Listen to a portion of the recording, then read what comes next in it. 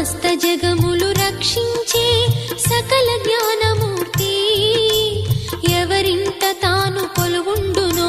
కలుగును వారికి కీర్తి సకల సంపదల మూలము సుమనోహరి లక్ష్మి శ్రీ చక్రవాసిని మాత శ్రీ విష్ణు ధర్మ పత్ని తనని నమ్మిన భక్తులకు దరిద్రమును బాపు కొలిచెడి వనితల కొంగులలో బంగారము నింపు అష్టలక్ష్ముల రూపున అవతారం దాల్చినది కష్టములను తొలగించగా భూమిలో వెలసినది లక్ష్మీదేవి కథా శ్రీ లక్ష్మీదేవి కథా